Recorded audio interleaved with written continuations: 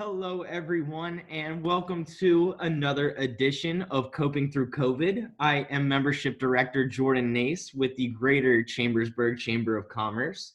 And for those of you that do not know, this is a video series that was meant to give our valued members of our great chamber the opportunity to let us know how they are coping through this COVID-19 virus, how really the virus is affecting their business and the ways they are remaining resilient throughout this time.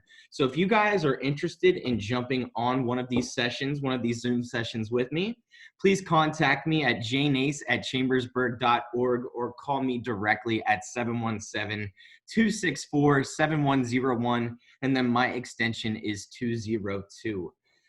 Today, I am here with a very respectable lady with multiple titles. She is our Borough Council President here in Chambersburg, and she is also the Senior Director of Development for the Franklin County Library System. Alice Elia, how are you doing this afternoon?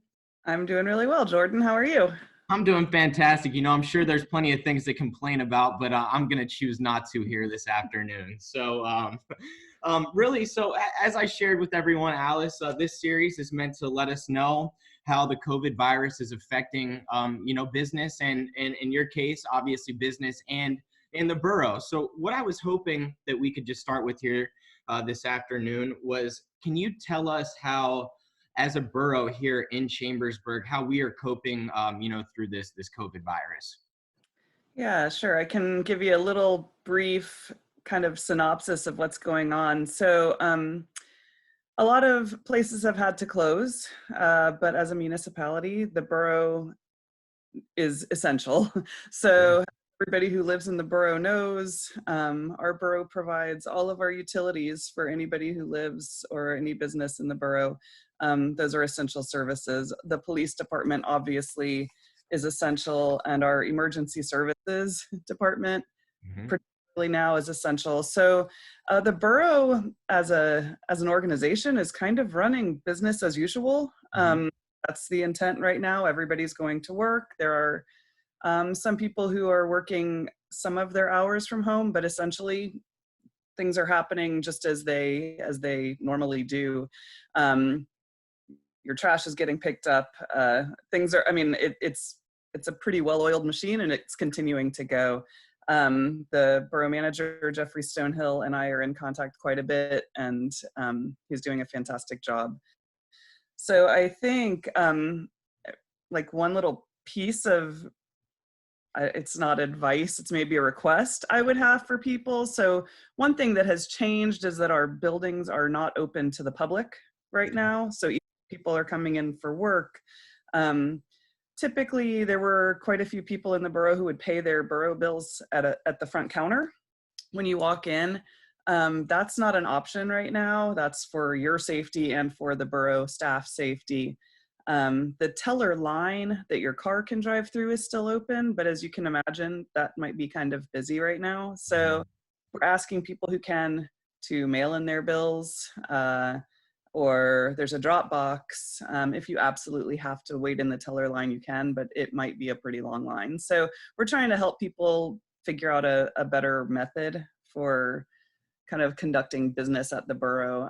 The police department is still open, so if you need to speak with a police officer, you can still go into the police department. They're off of 2nd Street. But definitely things are going on as usual. Call the phone numbers if you need any help. Bulky collection was going to happen, I think, next week. That has been moved. So that will be in June now. But otherwise, yeah, things are chugging along. Yeah. So for those of you that I recently have moved into the borough, and COVID's causing all sorts of problems to all sorts of businesses, but I have not noticed any sort of problems here in the borough with trash being collected. Just paid my utility bill the other day, just went to the window there outside and then got that all taken care of. So yeah, you guys are treating us well. So, good. Borough has some great employees. We can't complain there. So so are the staff still allowed to really, you have most of the staff still in the building. It's just not necessarily open to the general public right now. Is that more or less how it is?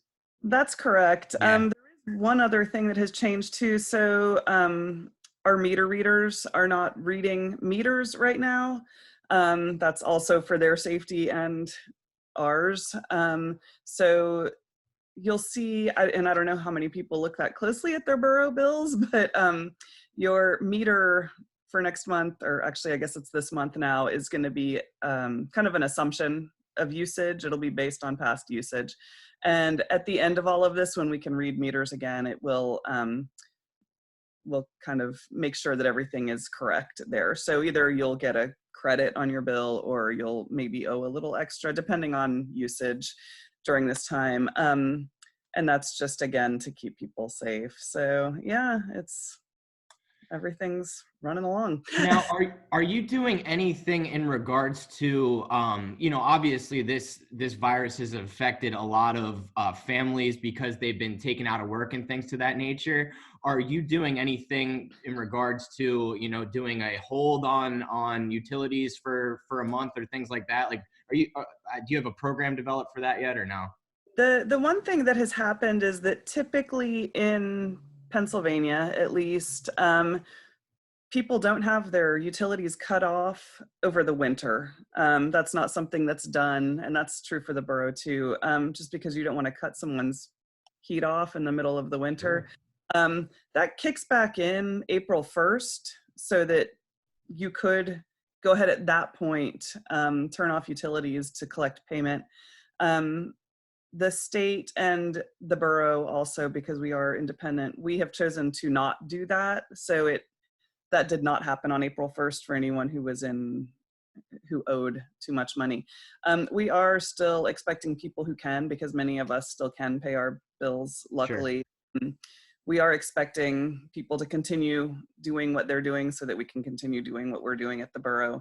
But yeah, we won't be cutting off any service. And if anyone has any questions or problems, we would ask them to call the customer service center, because we want to know how we can help, instead of having a customer assume that things are going to be taken care of. We want to be in communication as early as possible.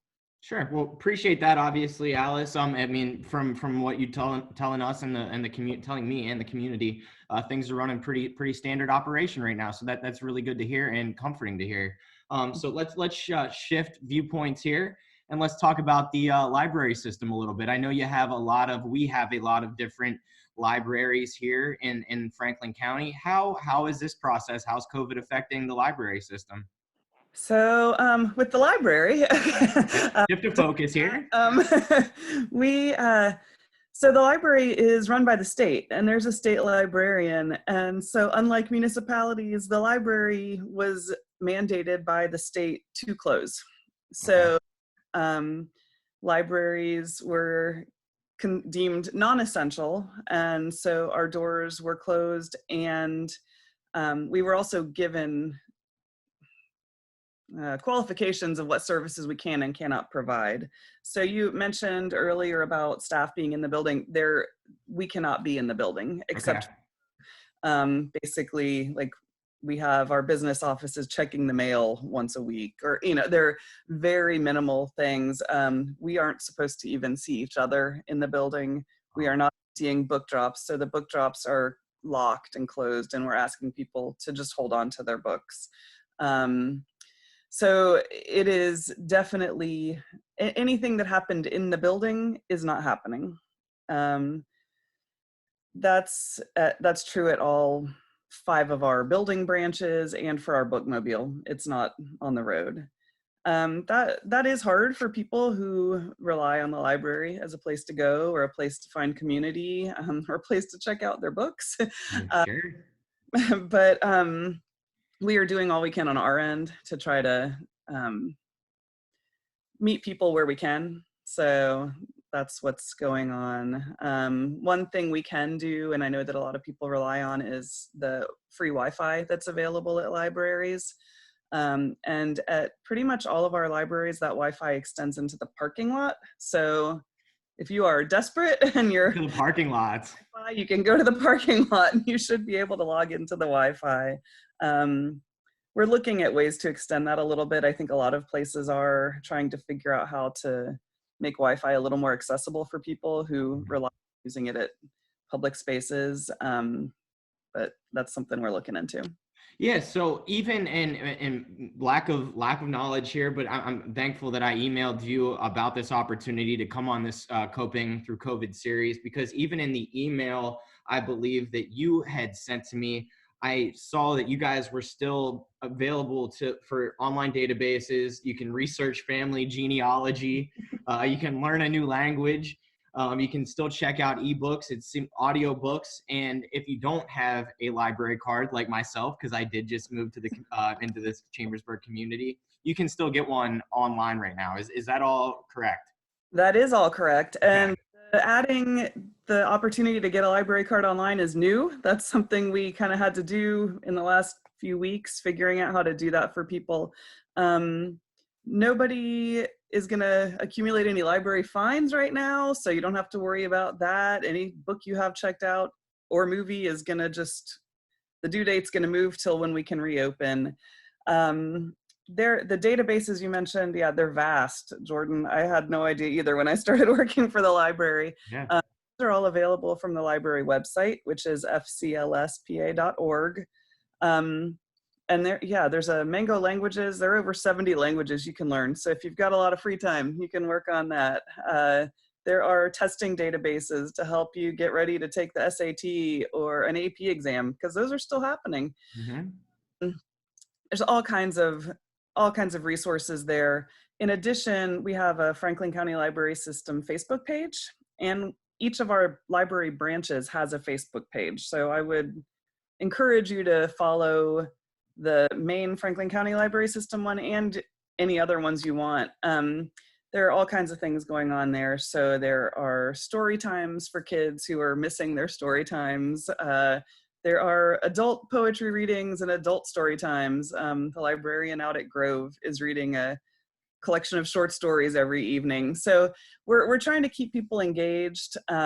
We added a lot of books and audiobooks to our online ebook collection, and those are all available for free through Overdrive, which is accessible through our library website, or there's an app called Libby, and you can get that on your smartphone, and you can log into the library, and all you need is your library card number and a PIN. So, yeah.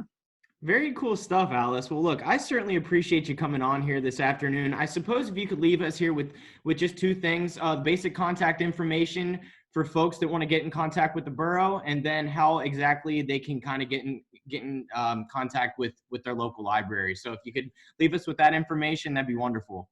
Sure. So there are websites for both of those places. You can, fclspa.org is the library. And if you want to email me about library information, it's aelia@fclspa.org. The borough also has a website, and that is Sorry, I'm putting you on the spot here, huh? Yeah, you are. It's going to be my email address is the hard one there. Borough.chambersburg.pa.us is that website, and it is pretty full service. Everything is available there. The phone numbers you usually call for the borough are the same. Nothing has changed there, so you can find all the numbers there. And the email address, if you have a borough question there for me, actually all of our, if you go to that website, every borough council member has their email addresses on there. So we all live in different wards. If you want to email your own borough council person, you can there. Or my email address there is aelia@chambersburgpa.gov. So yeah, I'm happy to help anyone with either of those hats. And I hope that everybody's staying home if they can, and staying safe and distancing from one another what we need to right now. So thanks, Jordan. Thank you, Alice. Again, guys, if you're looking to come on this Coping Through COVID series, please contact me, jnace@chambersburg.org, or give me a call directly at 717-264-7101, extension 202. You take care, Alice. Have a great day. Thanks, you too. Bye, Jordan. Yeah, bye-bye.